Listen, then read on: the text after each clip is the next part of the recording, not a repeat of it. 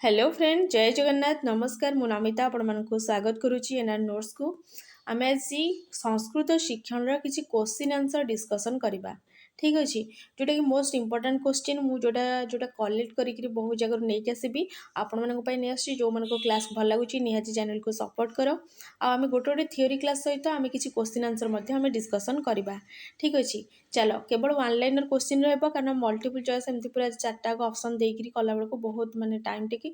तो एमती ही मुझे क्वेश्चन नहीं आसबि जो मैंने बहुत माने जमीक पूरा विस्तृत भाव में आलोचना करवा गोटे गोटे क्वेश्चन को गोटे गोटे क्वेश्चन एमती 4-5टा क्वेश्चन इनक्लूड थी सेमती आम डिस्कसन करवा ठीक अच्छे चलो एबे आम स्टार्ट करवा कौन ना ब्लूम महोदय से मते शैक्षिक मूल्य विकासाय कति पक्षा स्वीकृता ताले ब्लूम महोदय मतरे शैक्षिक मूल्यर विकास केतोटी पक्ष रही केतोटी रही तीनोटी कौन कौन गोटे हूँ ज्ञानात्मक गोटे हूँ भावात्मक आ गोटे हूँ मनोगत्यात्मक से ज्ञानात्मक भावात्मक एवं मनोगत्यात्मक आउ दुईटी ना से परिचित कौन गोटे हूँ क्रियात्मक बा कौशलात्मक ठीक अच्छे यही तीनटा माने मनोगत्यात्मक हो कि ज्ञानात्मक हो कि भावात्मक हो ये सब को पुणी से कौन कर प्रत्येक को 6-6 भाग में विभक्त करिसेंती कौन ना फास्ट हूँ ज्ञानात्मक ज्ञानात्मक रहा पुणी ताको से 6 भाग विभक्त कले गोटे हूँ ज्ञानम बोधम तापर प्रयोग विश्लेषण संश्लेषण एवं मूल्यांकन ठीक अच्छे तापर से भाव में पुणी भावात्मक को 6 भाग विभक्त कर कौन कौन ना ग्रहण अनुक्रिया संतोष अनुमूलन चिंतन व्यवस्था ठीक अच्छे तापर जोटा रोचे मनोगत्यात्मक बा क्रियात्मक हो बा कौशलात्मक हो ताको मध्य से 6 भाग व्यक्त करिसेंती कौन कौन ना उद्दीपनम कार्यकरणम नियंत्रणम समायोजनम स्वाभाविकरणम स्वभाव ठीक अच्छे ब्लूम महोदय मतरे शैक्षिक मूल्यर विकास से तीनोटी पक्ष रखी कौन कौन ना ज्ञानात्मक भावात्मक एवं मनोगत्यात्मक से ज्ञानात्मक को से 6 भाग व्यक्त कले पुणी भावात्मक को 6 भाग पुणी मनोगत्यात्मक को 6 भाग व्यक्त कले किए ब्लूम महोदय ठीक अच्छे चलो एबे आमे सेकंड क्वेश्चन को जीवा सेकंड क्वेश्चन रे कौन रोची ना प्रत्याभिज्ञानम प्रत्यास्मरणम कुत्र अंतर्भियति ताले प्रत्याभिज्ञान हो प्रत्यास्मरणम हो कुत्र अंतर्भवती ना प्रत्याभिज्ञानम जदि तुम देखिब ज्ञानात्मक कथा चिंता करिब केवल स्मरण गुड़िक स्मृति आधारित एगुड़ा सब ज्ञानात्मक जीव जदि भावात्मक को देखिब तुम भाव कि जोटा मन में प्रेरणा सृष्टि करिब माने जोटा कि तुम माने भाविबा जिनस होइतिबो जोटा कि निजरे माने बहुत की पॉइंट अच्छी तरह आगु आम देखा जोटा कि मन में आग्रह उद्दीपना एगुड़ा सब सृष्टि हुए सेगुड़ा सब कौन हम भावात्मक जीव जदि देखिब तुम मनोगत्यात्मक कौशलात्मक को कौशलात्मक कौन हम तुमको निजक कम करने पड़ो निज शरीर द्वारा हो निजे किसी भाषण दियो जहाँ भी कर निजे किसी कल माने सेटा कौन हम क्रियात्मक बा कौशलात्मक ठीक अच्छे चलो एबे आमे देखिबा कौन ना प्रत्याभिज्ञानम बा प्रत्यास्मरणम कुत्र अंतर्भवती ना ज्ञानात्मक तापर नेक्स्ट कौन रहा ना छात्रस्य मनसी रुचि आग्रह उद्दीपनम जायते ताले कोठी रुचि आग्रह उद्दीपना ये सब कौथिरे जीव ना भावात्मक जीव ठीक अच्छे तापर नेक्स्ट कौन रहा ना शारीरिक चेष्टादय ताले शारीरिक चेष्टादय कस्मिन् पक्षे भवति ताले शारीरिक चेष्टा आम क्यों करवा ना मनोगत्यात्मक ठीक अच्छे मनोगत्यात्मक आम शारीरिक चेष्टा द्वारा करता कहली मनोगत्यात्मक हो कौशलात्मक हो क्रियात्मक हो सब गोटे कथा ताले शारीरिक चेष्टादय आम कस्मिन् पक्षे भवति ना मनोगत्यात्मक ठीक अच्छे तापर आम नेक्स्ट क्वेश्चन देखा नेक्स्ट कौन रहा समस्त पदानी संयोज्य एकम एकम कथनम सब गुड़े पद को संयोज्य करी गोटे कथन करने को कौन कह संश्लेषण तापर कौन रहा बहुनांग तथ्यानम निश्चयात्मक ज्ञान बहुत गुड़े तथ्य को निश्चयात्मक ज्ञान होची तार कौन अनुमूलनम बहुत गुड़े तथ्य को आनला गोटे निश्चित ज्ञान रे से उपनीत है ताको ही कह कौन अनुमूलनम ठीक अच्छे तापर नेक्स्ट देखा नेक्स्ट कौन रहा ना अभिव्यक्ति है प्रकाश अभिव्यक्ति को प्रकाश करवा होची कौन अनुक्रिया गोटे क्रिया कले तुम अभिव्यक्ति को प्रकाश कले तो सेटा ही हम कौन अनुक्रिया अभिव्यक्ति है प्रकाश अनुक्रिया ठीक अच्छे तापर नेक्स्ट कौन रहा ना शिक्षक वचनानुसार विधानम शिक्षक वचन अनुसार किसी विधान हवा होची कार्यकरणम शिक्षक जहाँ कहले आम कौन करे कार्य परिणत करे सेटा हम कार्यकरणम ताले शिक्षक वचनानुसार विधानम हम कौन ना कार्यकरणम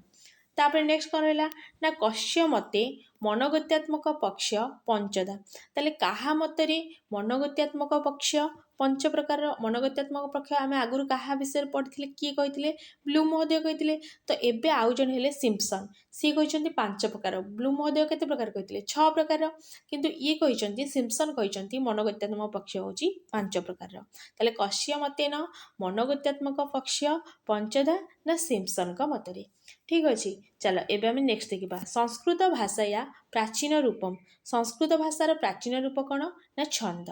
तापर नेक्स्ट कौन रहा ना अनादि निधना डैश अनादि निधना नित्या ठीक अच्छे। तापर आदौ वेदमयी डैश यतः सर्वा प्रवृत्तय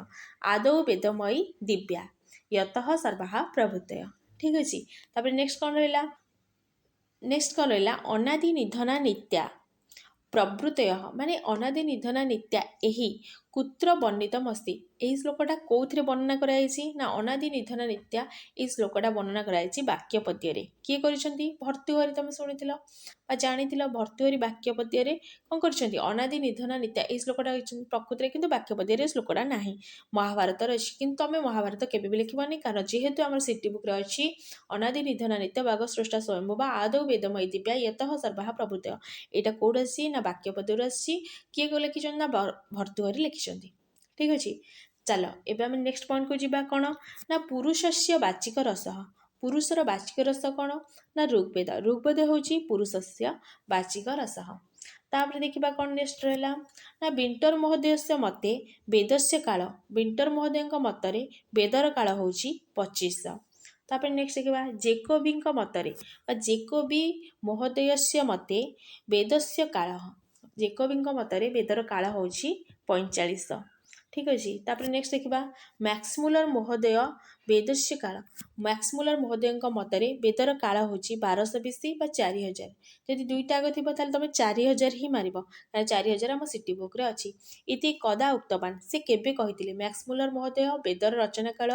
1200 BC 4000 केबे से कही केबे कही ना 1857 ठीक अच्छे। मैक्समुलर दीटा मसीहा अच्छी जोटा कि 1857 ही अच्छी ठीक अच्छे। चलो एबे हम नेक्स्ट देखा कौन ना कस्मिन अनुच्छेदे भाषा विषय वर्णितम अस्ति ताले कस्मिन अनुच्छेदे भाषा विषय वर्णना कराई अष्टम अनुच्छेद ठीक अच्छे। अष्टम अनुच्छेद भाषा विषय वर्णना कराई तापर आम देखा नेक्स्ट कौन रहा ना श्री जगन्नाथ संस्कृत विश्वविद्यालय स्थापना केबे श्री जगन्नाथ संस्कृत विश्वविद्यालय स्थापना होता 1981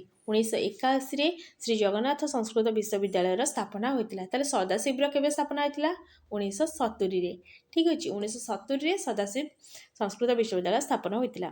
तापर आम देखा नेक्स्ट कौन नेक्स्ट रहा सदाशिव परिसर शिक्षाशास्त्र विभाग स्थापना ताले सदाशिव परिसर में शिक्षाशास्त्र विभाग स्थापना केबे होता बीएड केबे आसीथिला ना 1980 ठीक अच्छे 1980 फास्ट सदाशिव बीएड आसला तापर गोटे वर्ष पर जगन्नाथ विद्यालय स्थापना होता है एमती करी मन रख